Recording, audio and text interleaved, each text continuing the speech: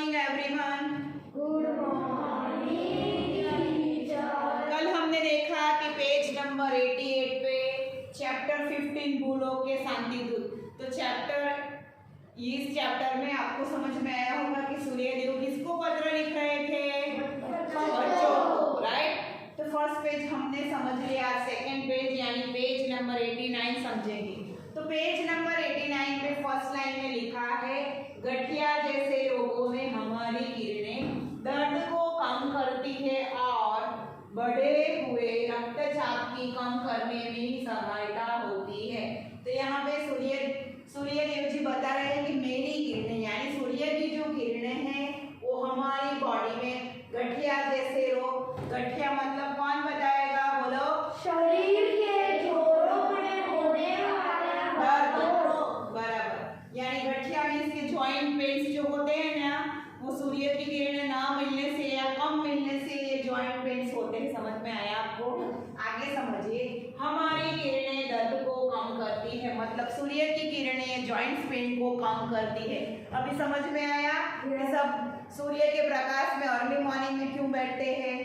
आपने देखा होगा आपके घर पे आपके दादा दादी, आपकी मम्मी, आपके पिताजी कभी कभी वो सूर्य की अर्ली मॉर्निंग जो किरणें आती है वो लेने के लिए बैठते हैं, बराबर।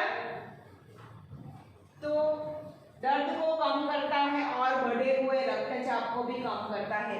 जो हमारे बॉडी में जो क्या होता है, कभी कभी जो ब्लड सर्कुलेशन की मात्रा होती है जो कम होती है, तो वहाँ पे कैसा हो जाता है, जो जहाँ पे वो ब्लड होता है वो एक जगह एकत्रित हो जाता है, मतलब कि वहाँ ब्लड सर्कुलेशन नहीं हो पाता। तो इस किरणें लेने से, सूर्य की किरणें मिलने से बॉडी में, तो वो रक्तचाप की मात्रा है वो कम हो जाती है, मतलब वो जो है वो सब ठीक हो जाता है। यहाँ तक समझ में आया? मैं सहायक होता हूँ यानी सूर्य की किरणें हमारी बॉडी में बहुत उपयोगी है। यहाँ तक आपको समझ में आया? हमारी किरणें जीवों की मानसिक दशा को भी प्रभावित करती है, यानी सभी जीव, पृथ्वी पे सभी जीव है, ढेर सारे जीव है कि नहीं?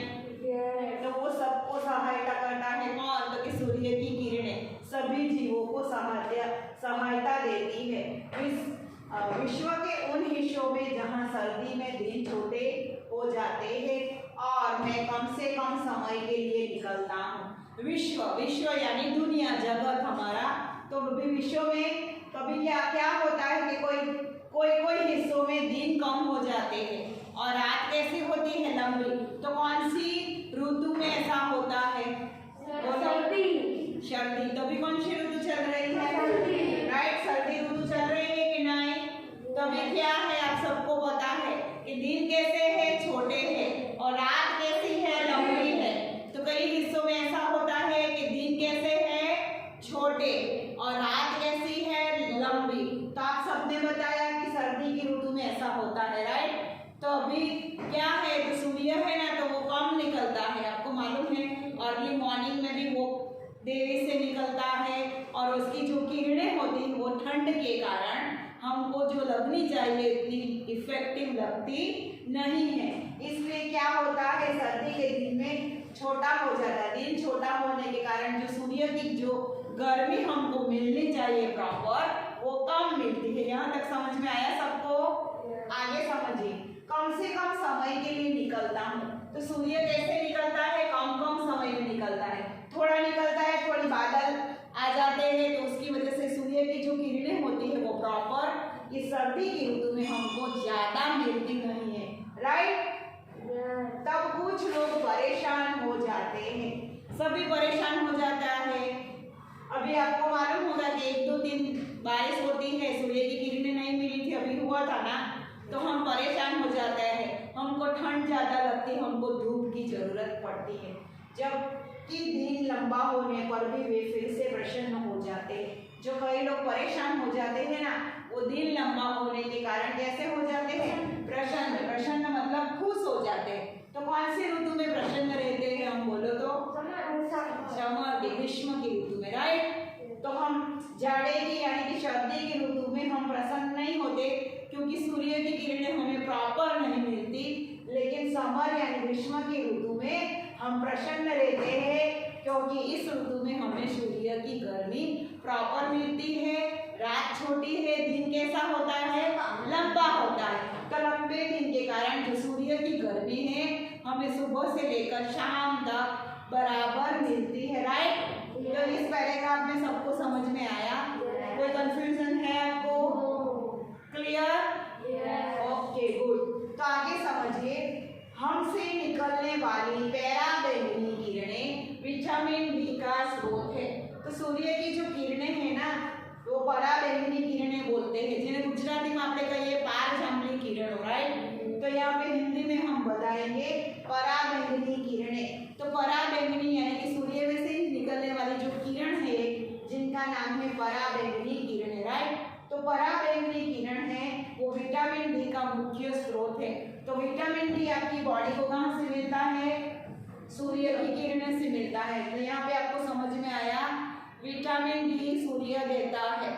तो आपके शरीर के लिए विटामिन डी कौन देता है? सूर्य। तो अब आपको समझ में आया। तो मुख्य स्रोत है कौन? तो कि सूर्य की किरणें। किसका? तो कि विटामिन डी का। समझ में आया? Exactly clear? सर्दी के दिन में दिन छोटे और गर्मी के दिन में बड़े दिन होने के पीछे का रहस्य बताइए। किसको मालूम है ये? सर्दी के दिनों में दिन छोटे होते हैं और गर्मी के दिनों में दिन कैसे हैं? बड़े। थोड़ा थोड़ा मालूम है तो बताओ, बोलो चलो। ऐसा क्यों होता है? बताओ चलो, खड़े होके। क्योंकि समर जो ग्रीष्म का होता है सीजन, उसमें सन ऐसे हमारे इंडिया के साइड होता है तो दिन वैसे लंबा होता है और चांद थोड़ा ही आता है, इसलिए सर्कल में थोड़ा आपने पढ़ा है ना साइंस में।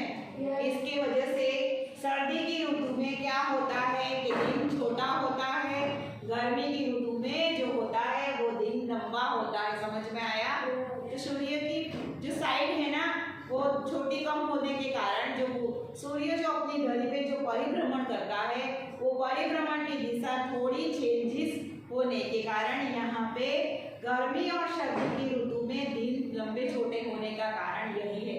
पक्का समझ में आया ना? तो ये ब्लू हेड पे यहाँ पे मैंने आपको समझा दिया। आगे समझिए अब कि विटामिन डी शरीर में हड्डियों के निर्माण और विकास के लिए बहुत जरूरी है। जो ये सूर्य की किरणें विटामिन डी हमें देता है ना, तो वो किसके लिए जरूरी है? शरीर में हड्डियां है, हमारे पूरी बॉडी में कई जगह क्या है? हड्डियां। ये हड्डियों का निर्माण और विकास के लिए बहुत जरूरी है। कौन? तो कि विटामिन डी। समझ में आया? तो आगे समझिए, पराबैंगनी किरणों के प्रभाव से रक्त में कैल्शियम, जो पराबैंगनी किरणें हैं उनका जो प्रभाव होता है हमारी बॉडी में, उससे रक्त मीन्स लहू। समझ में आया? ब्लड। तो ब्लड में कैल्शियम, ब्लड में कौन से है? तो कि कैल्शियम है और कौन है? फॉस्फोरस की मात्रा है। तो मात्रा भी बढ़ती है किससे? तो विटामिन डी से। समझ में आया? कि सूर्य की प्रकाश, इस सूर्य के अर्ली मॉर्निंग किरणें हमें बहुत जरूरी है, वो हमें लेनी चाहिए। तो विटामिन डी मिलता है और हमारे रक्त यानी हमारे ब्लड में जो कैल्शियम और फॉस्फोरस की जो मात्रा है उसे क्या करती है? बढ़ाती है। कौन? तो कि सूर्य की किरणें। विटामिन डी तो देता है, साथ में हमारे ब्लड में कैल्शियम और फॉस्फोरस की मात्रा भी बढ़ाते हैं। यहाँ तक समझ में आया? जब भी आप छोटे थे तो बचपन में माताजी ने आपके शरीर पे सरसों के तेल की मालिश करके धूप में स्नान करवाया होगा। आप जब भी छोटे वाले बच्चे थे 1 मंथ से लेकर 10 मंथ तक आपकी मम्मी ने आपकी बॉडी पे सरसों के तेल की मालिश करके आपको धूप में सुलाया होगा। यानी कि जो सूर्य की जो किरणें आपकी बॉडी को सीधी मिली, इससे क्या हुआ? तो एक तो आपकी बॉडी में जो हड्डियां थी उसका निर्माण डेवलप हुआ। अब जैसे जैसे बड़े हो गए तो आपकी हड्डियां कैसे हुई? मजबूत हुई। और आपके रक्त में कैल्शियम और फॉस्फोरस और विटामिन डी धूप में आपको रखा तो आपको ये सब मिल गया। समझ में आया?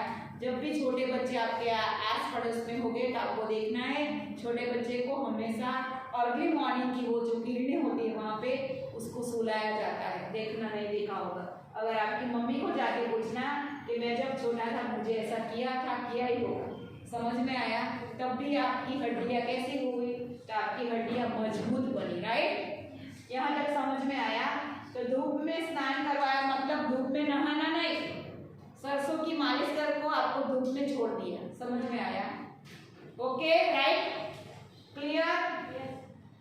इसका कारण यही है कि पराबैंगनी किरणें को शरीर में सोखना होता है।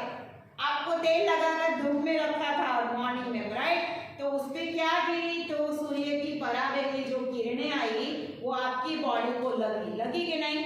आपको धूप में छोड़ा तो वो पराबैंगनी किरणें तो आपको किरणें शरीर में सोख लिया, तो ये किरणें शरीर में सोख लिया मतलब ये किरणें शरीर में गई। यहाँ पे समझ में आया, जिससे आपके शरीर की हड्डियां कैसी बनी, मजबूत बनी। कैसी बनी, मजबूत बनी, तथा शरीर भी पुष्ट बना, यानी आप पुष्ट है कि आप कुछ भी काम कर सकते हैं, आप दौड़ सकते हैं, आप चल सकते हैं, जल्दी आप ज्यादातर खेल सकते हैं। तो इसका कारण क्या है आपको अभी मालूम आया, कौन है, सूर्य की किरणें। तो यहाँ तक आपको समझ में आया। Any question? Okay, good. तो यहाँ पे थर्ड पैराग्राफ में देखिए, तो यहाँ पे आगे सूर्य देव जी क्या बता रहे हैं कि लास्ट पैराग्राफ में समझ लीजिए। ओके, यहाँ पे सूर्य देव जी बता रहे हैं कि बच्चों, मेरी पराबैंगनी किरणें की हानिकारक प्रभाव को रोकने में आपकी पृथ्वी ऊपर वायुमंडल में मौजूद ओजोन की परत का बड़ा योगदान है। आप सबको पता है कि हमारी पृथ्वी ऊपर एक वायुमंडल है, आपको हवा लगती है कि नहीं। तो वायुमंडल में मौजूद कौन है, ओजोन है। कौन, ओजोन की एक परत बनी हुई है, यानी पतला वाला लेयर जैसा आपकी वायुमंडल की पीछे क्या है, एक परत है। किसकी परत है, देखिए ओजोन की। ओजोन लेयर आप पढ़े हैं ना साइंस में, हाँ, तो आपको समझ में आया। तो ओजोन की परत का बड़ा योगदान है, क्योंकि अधिकांश हानिकारक किरणों को ये सोख लेती है। ओजोन की जो परत है ना, तो सूर्य की जो वेस्ट ऑफ सभी सूर्य की किरण अच्छी नहीं है, वो तो आपको मालूम है ना।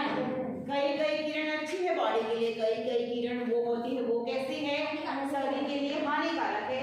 तो ये ओजोन की परत वायुमंडल में जो है ना परत पूरी, तो वो हानिकारक किरणें कौन सोख लेता है, ओजोन। कौन,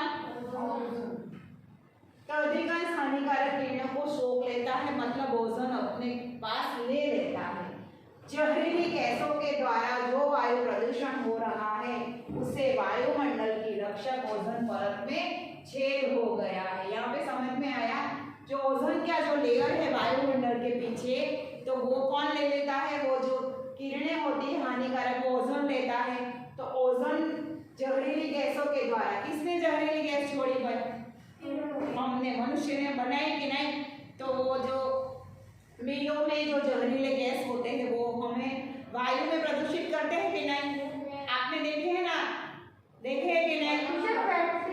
फैक्ट्री से क्या निकलता है, धुआं। वो धुआं में क्या होता है कि जहरीली गैस, ये जहरीली गैस से क्या हुआ कि वायु प्रदूषित हो गया। ये पूरा वायु क्या हो गया, प्रदूषित। वायु प्रदूषित होने के कारण वायुमंडल के रक्षक में ओजोन परत में छेद लग गई। वो ओजोन की परत थी ना, उसमें थोड़ी थोड़ी छेद लगी।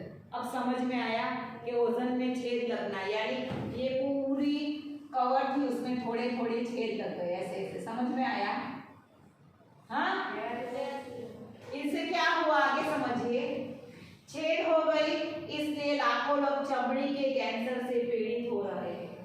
लाखों लोग, यानी विश्व में कितने करोड़ लोग की बस्ती है आपको पता है, 7 मिलियन। 7 मिलियन। तो 7 मिलियन में लाखों लोगों को क्या हुआ, चमड़ी यानी जो स्किन है ना ये वाली, स्किन का कैंसर हुआ। समझ में आया, कैंसर तो एक रोगी है, वो तो आपने सुना है कि नहीं। तो चमड़ी मतलब जो हमारी जो स्किन होती है उसका क्या हुआ, कैंसर हुआ। किसको हुआ, लाखों लोगों को। तो पीड़ित हो रहे हैं किससे, तो कि चमड़ी के कैंसर से। समझ में आया कि सूर्य की किरणें के कारण जो ओजोन वायु में जो हमने ही प्रदूषित किया वातावरण को मनुष्य ने, तो उससे ये ओजोन में छेद लग गई। छेद लगने के कारण चमड़ी का कैंसर कई लोगों को हुआ। यहाँ तक समझे पक्का?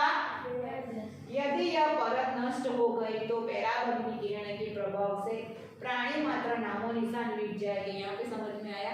ये परत जो पूरी नष्ट हो जाएगी ये वाले ओजोन की, समझे? तो ये पराबैंगनी किरणें हैं वो कैसे पड़ेंगे? डायरेक्ट किस पे पड़ेंगे? प्राणी मात्र यानी मनुष्य जीव और प्राणी सभी पे डायरेक्ट गिरेंगे। तो क्या होगा? नष्ट हो जाएगा। सब क्या हो जाएगा? नष्ट। मनुष्य भी नहीं टिकेंगे और प्राणी भी एक भी टिकेगा नहीं। समझ में आया? ऐसा होगा ना तो हमारा पूरा शरीर हमारा जल जाएगा, क्योंकि वो बहुत ही ज्यादा, क्योंकि ये पराबैंगनी किरणें वो बहुत स्ट्रॉन्ग है, तो पूरी बॉडी पे डायरेक्ट जो गिरेगी तो हम यहाँ पृथ्वी पे टक ही नहीं पाएंगे, हम टिक ही नहीं पाएंगे। यहाँ तक समझ में आया सबको? तो आगे समझिए। अब आप ही विश्व को मार्ग दिखलाइए। आप जैसे बच्चों को सूर्यदेव विनती कर रहे हैं कि आप जैसे बच्चे ही विश्व को, दुनिया को मार्ग दिखलाइए, ऐसे सामाजिक व्यवस्था बनाने में सहायता करें जहाँ सभी संतुष्ट हो जाए, जहाँ न कोई निर्धन न धनी, जहाँ न कोई ऊंच हो न नीच, जहाँ सब समान हो, जहाँ सभी प्यार के बंधन में बंधे हो और जहाँ चारों ओर सुख शांति हो। भूलों को आपके ही महाविनाश से बचा सकते हैं। ईश्वर आपको समझे और सही राह दिखाए, आपके प्यारे सूर्यदेव। तो इस चैप्टर में आपको समझ में आया, लास्ट में सूर्यदेव क्या बता रहे हैं कि ये जो हो रहा है, जो जहरीली गैस वाला, तो हमको क्या करना है? उसे रोकना है। तो उसे जितना हो सके हमें पृथ्वी को क्या करना है? बचाना है। ये ओजोन की परत को भी बचाना है। तो आप जैसे बच्चों को क्या करना है? सहायता करनी है। यानी आप भविष्य में बड़े हो जाएंगे तो आपको ऐसे कार्य नहीं करने जो भविष्य में क्या हो सकता है? विनाश का कारण बन सकता है। तो आपको क्या करना है? आपको इस परत को रोकना है। जो सूर्य की किरणें जो डायरेक्ट आपने बताया ना कि गिरेगी तो पृथ्वी का क्या हो जाएगा? विनाश हो जाएगा। तो आपको क्या करना है? ये से जो मिल से और फैक्ट्री से जो धुएं निकलते हैं उसको कंट्रोल करना है और पृथ्वी को बचाने के लिए आपको सहायता करनी है। तो यहाँ पे उसने बताया कि सामाजिक व्यवस्था बनाने में, तो ये हमें ऐसी व्यवस्था बनाएंगे भविष्य में जिनसे कारण ये ओजोन की परत नष्ट न हो जाए और सभी संतुष्ट हो और सभी को अच्छा लगे, ऐसा हमको कार्य करना है।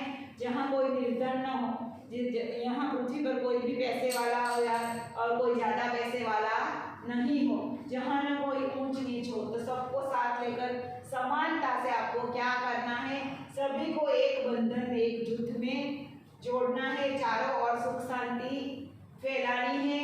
ये सूर्य देवता ने आपको बताया बच्चों को, राइट? तो भूलों को आप ही महाविनाश से बचा सकते हैं, यानी पृथ्वी पे जो महाविनाश है उसको आप ही अभी रोक सकते हैं। यहाँ तक समझ में आया सबको? आया कि नहीं? भूलों में ईश्वर आपको समझ दे, इसलिए कि भूलों को जो आपको बचाना है, पृथ्वी को बचाना है, तो इसके लिए आपको ईश्वर यानी जो भगवान है, गॉड है, वो आपको क्या दे? समझ दे और सही राह दिखाए। तो ईश्वर ही आपको सही राह दिखाएगा।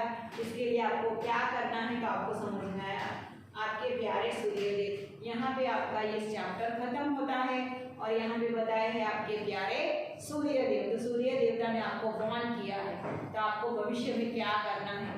समझ में आया पक्का? Okay, thank you very much, have a nice day. यह बताने से पहले मैं आपको बता दूं, यहाँ पे हमारा चैप्टर ओवर हो गया है। आपको क्या करना है? नए पेज पे हेडिंग लगा के इस चैप्टर के शब्दार्थ आपको 1 टाइम अपने हिंदी के नोटबुक में लिखना है। थैंक